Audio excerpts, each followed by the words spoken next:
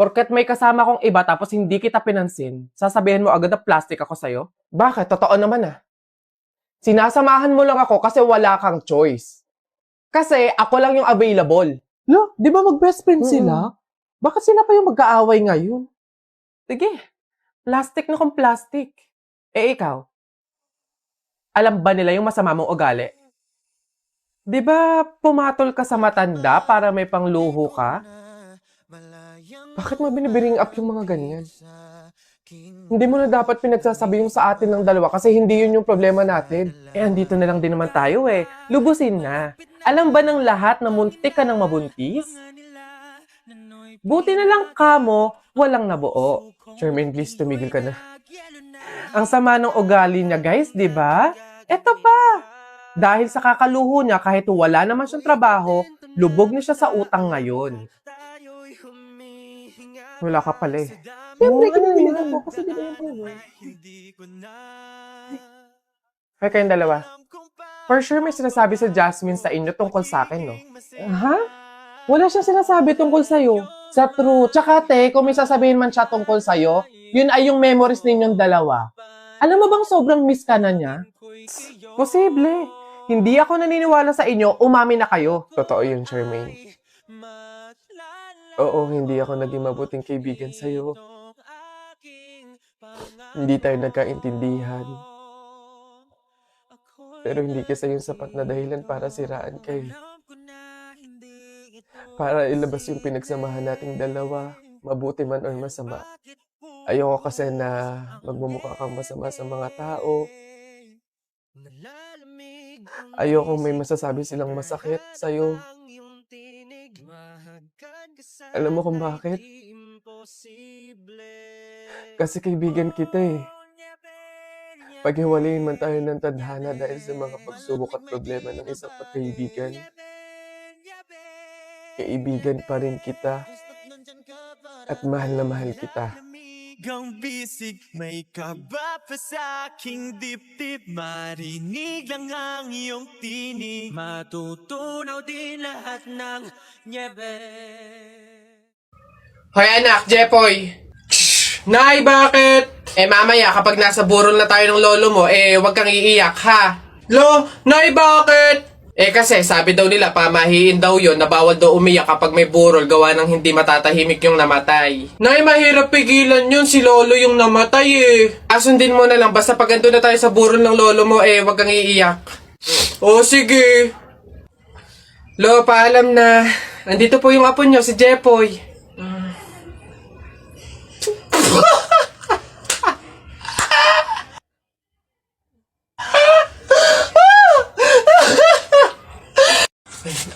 Tao po? Yes, ano yon?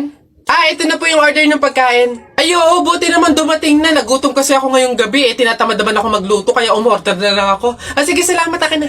Oops, teka lang, bago ko po iabot yung pagkain na to, meron lang akong gustong sabihin sa inyo. Alam nyo ba na pamahiin na bawal mag-abot ng pagkain tuwing gabi? Malas daw yun. Ay, sorry, hindi ko alam. At least ngayon alam nyo na Basta ako, nagsabi lang ako. Kayong bahala kung gusto nyong malasin. Hello, nga, anong gagawin ko dyan sa in-order kong pagkain? Sige. Mas mabuti na yun nag-iingat. Wala naman siguro masama kung sumunod sa mga pamahiing ganyan. Mas mabuting sa'yo na lang yan. Iuwi mo na yan, kainin mo na lang yan. Yun! Ay, joke lang. Hindi. Ano, yan, mabuti yan. Sumusunod sa pamahiin. Ligtas, walang mangyayaring masama. Ayos yan. Yung bayad din nga po pala neto, nasaan? Yan. Una na ako, ma'am. Salamat. Woo! Kapag sinuswerte ka nga naman, nakauto na naman po tayo. Opo, pamahiin is the best! Mga nagpapauto, talaga naman, mga uto-uto sa pamahiing iyan. Go. Tao. Oo. Oo. Pati ng katawan ng tao. Hindi. Artista. Oo. Philippines. Oo. Channel 2. Oo. Lalaki. Hindi. Babae. Vice ganda. No. Wait lang. Sikat to? Oo. Drama. Pwede. Drama, babae, sikat. Wait lang. Wala akong kilala. Wait lang. La Julia? Hindi. Barreto? Catherine Bernardo? Hindi. Bata pa? Oo. May collab team? Pwede. Liza Soberano? Pwede. Hindi. Sino to? Sino? Adriana Blantes? Hindi. A. Hindi. B.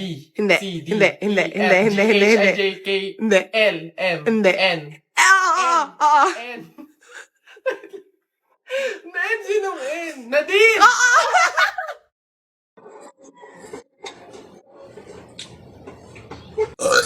Uy, pre, wala na tayong kanin. Humingi ka na. Only rice naman to, eh. Dali na. Ba't ako? Ikaw na, pre. Nakakaya. Baka sabihin patay gutom pa ako, eh. Ikaw na, kaya mo na yan. Wala, nakakaya ba naman? Kanin. Gagi, pre, relaxan mo. Hindi ka narinig.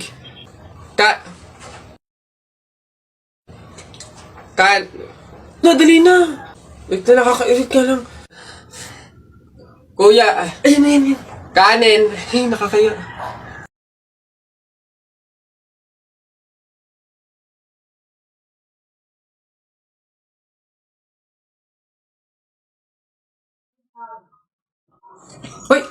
Hoy, anak, ano yung ginagawa mo?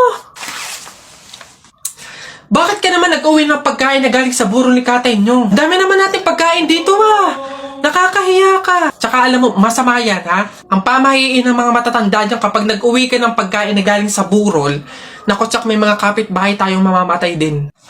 Yun nga, mama, Kaya nga ginawa ko yun. Kaya kumuha ko ng mga pagkain doon sa burol at dinala dito sa bahay natin para mamatay na yung mga kapitbahay natin. Lalo na yan si Aling Marites. Alam mo ba, ma? Sabi, narinig ko, hindi ka na daw virgin. Anong sabi? Hindi na ako virgin? Kumuha ka ng karton tsaka ng sako. Pumunta tayo sa burol ni Katen yung kunin mo lahat ng pagkain doon. Nay! Ano na naman yon? Natakot ako kagabi. Ha? Bakit? Diyos ko, nalagasan daw ako ng ngipin, Nay. Buti panaginip lang yun. Ha? Naku, masamang pamahiin yan, na. Pag doon na naginip na nalagasan doon ng ngipin, naku, madami daw pamilya ang mamamatay. Ito, to. Ano to? Yan. Sabi-sabi kasi na matatanda, kumagat ka daw sa kahoy para daw hindi matuloy yung masamang pamahiin. Dali na. Ang laki naman ito, Nay! Bakit ganitong kahoy pa? Ang laki-laki, Huwag ka nang maarte dyan. Sinasabi ko sa'yo pag may nangyaring masama sa pamilya natin. Ako, ikaw sisisihin yan. Ang laki naman kasi nito.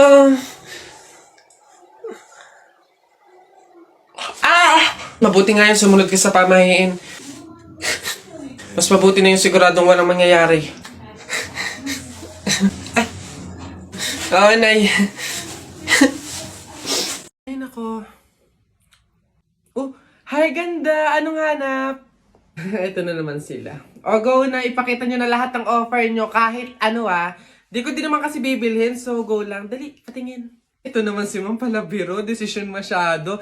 Hindi nyo naman masasabi. Ay, di ako nagbibiro, Dali na, patingin. Sayang oras, So, eto nga, ma'am, yung offer ko ay shadow. Eto, bagong labas to, ma'am. 899 lang. Madami ng shades. Isang shade lang yung gusto ko, Paano ba yan? Ops, ma'am, di ka makakaligtas. Meron ako dito, isang shade lang. Ops, teka lang, isang shade nga gusto ko, pero rainbow. Meron kayong ganon? Gusto ko isang pahid lang sa talukap ng mata ko, auto rainbow yung shade, ganon. May ganon kayo? Ganon ba, ma'am? Wala po, tamo, wala naman pala. Ikaw, anong offer mo? Diyos ko. Ako, ma'am. Ay, nako, ito, ma'am. Offer ko sa'yo, moisturizer sa pes at sa katawan. Nako, panigurado, ma'am, magugustuhan mo to kasi pampaganda to ng balat. Ay, ganun ba? Paano ba yan, maganda na yung balat ko. Ganun ba, ma'am? Ma-enhance naman, ma'am, yung kagandahan ng balat at pampabata to lalo. Pampabata? Gusto ko na nga tumanda, tapos mamatay na. Papagamitin mo pa ako ng ganyan. Diyos ko naman. Ikaw, ano sa'yo? Diyos ko. Ay, nako ako, ma'am. Ito ang offer ko sa'yo. Paniguradong bibilhin mo tong collagen capsule namin. Ito, ma'am, for health tsaka for refreshing. Ganon. Ay, real talk? Parang mas kailangan mo yan. Bilhin mo na yan. Ikaw na gumamit. Wala ka ng ganda, parang pagod ka na mabuhay. Mas kailangan mo yan. Diyos ko, mga pinagloloko niyo talaga ako. Sige na, tawas lang naman yung bibiling ko dito. Sige. Kala mo maganda, hindi makaganda nakakalang hindi na. Hello, Beb? Nasaan ka? Tara, gala tayo. Beb, wala pa ako ngayon Sa susunod na lang siguro. Ako naman yung nag-aya. Huwag kang mag-alala. Ako bahala. Sagot ko na to. Salamat, Beb, ah. Bawi ako. Wow, ang ganda naman ito.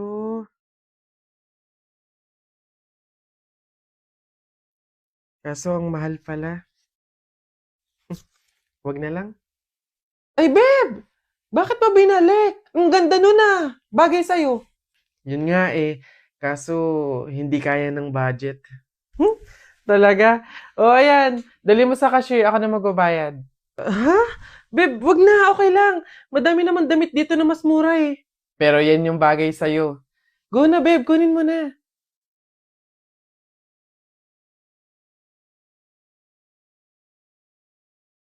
Ate, baka po may pera ka po dyan. Pambili lang po namin ng pagkain ng kapatid ko.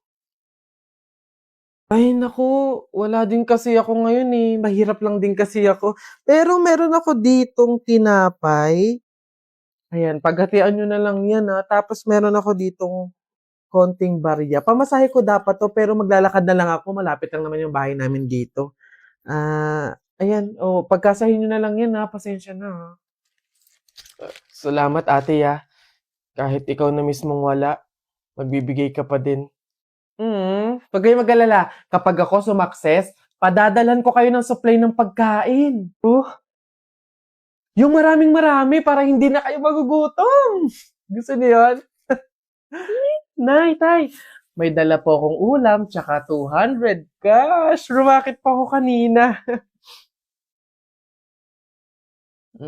Nay, tay, pasensya po kung yan pa lang muna ah.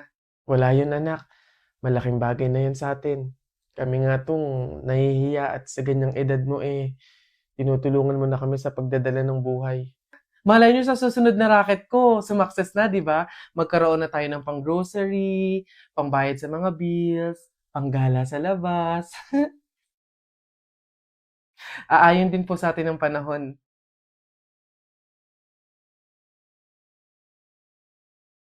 Gulay po, gulay. Ate, kuya, gulay po.